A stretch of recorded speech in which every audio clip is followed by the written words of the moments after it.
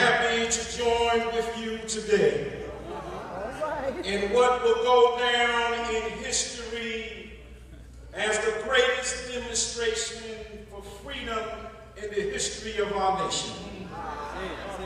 50 years ago, a great American in whose symbolic shadow we stand today signed the Emancipation Proclamation. This momentous decree came as a great beacon light of hope to millions of Negro slaves who had been smeared in the flames of withering injustice. But 100 years later, the Negro still is not free. 100 years later, the life of the Negro is still sadly crippled by segregation and the chains of discrimination. 100 years later, the Negro lives on a lonely island of poverty in the midst of a vast ocean of material prosperity. So we have come here today to dramatize a shameful condition. In a sense, we come to our nation's capital to cash a check. When the architects of our republic wrote the magnificent words of the Constitution and the Declaration of Independence, they were signing a promissory note. This note was a promise that all men, yes, black men as well as white men, will be guaranteed the inalienable rights of life, liberty, and the pursuit of happiness. Instead of honoring this sacred obligation, America has given the Negro people a bad check, a check which comes back marked insufficient funds. But we refuse to believe that the Bank of Justice is bankrupt. We refuse to believe that there are insufficient funds in the great bulk of opportunity of this nation. So we have come to cash this check, a check which will give us upon demand the riches of freedom and the security of justice. Now is the time to make real the promise of democracy. Now is the time to rise from the dark and desolate valley of segregation to the sunlight path of racial justice. Now is the time to make justice a reality for all of God's children. It will be fatal for the nation to overlook the urgency of the moment. We cannot turn back. There are those who are asking the vows of the civil rights. When will you be satisfied? We can never be satisfied as long as the Negro is the victim of unspeakable horrors of police brutality. We cannot be satisfied as long as the Negro's basic mobility is from small ghettos to larger ones. We can never be satisfied as long as our children are stripped of their self-worth and robbed of their dignity by signs stating for whites only. We cannot be satisfied as long as the Negro in Mississippi cannot vote and the Negro in New York believes he has nothing to vote for. No, we are not satisfied.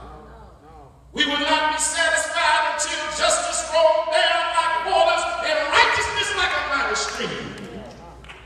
I am not unmindful that some of you have come here out of great trials and tribulations.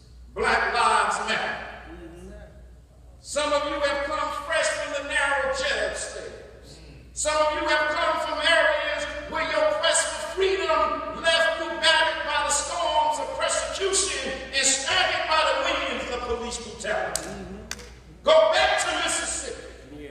Go back to Alabama. Go back to South Carolina. Go back to Georgia. Go back to Louisiana. Go back to Ferguson. Go back to Baltimore. Go back to New York. Go back to the slums and the ghettos of our northern cities. Knowing that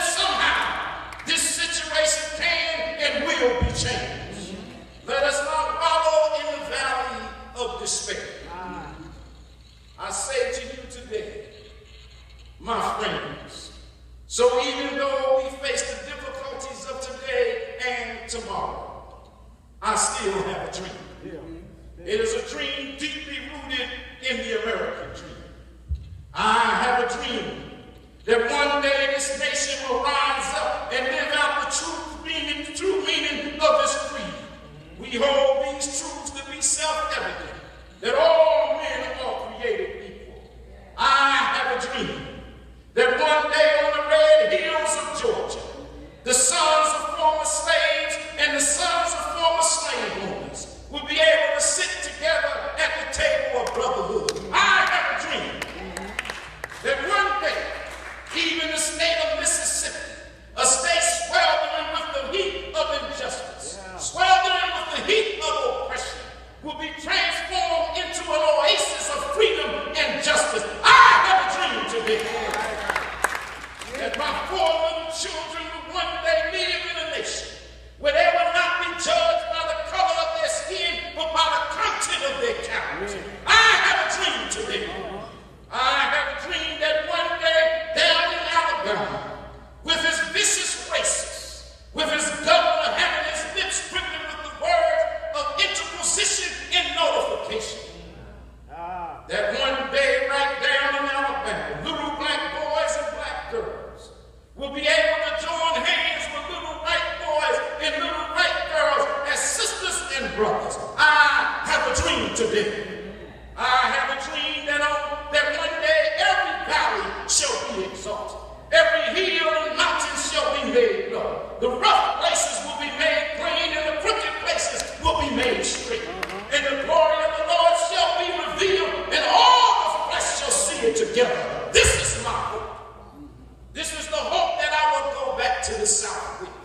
With this faith, we will be able to work together. We will be able to pray together, to struggle together, to go to jail together, to stand for freedom together, knowing that we will one day be free. This will be the day when all of God's children will be able to sing with a new meaning. My country tends to be tea, sweet land of liberty, of DIC. Sing, land where my fathers died, land of the pilgrim's pride. From every mountainside, let freedom ring. And if America is to be a great nation, this must become true. So let freedom ring from the hilltops of New Hampshire.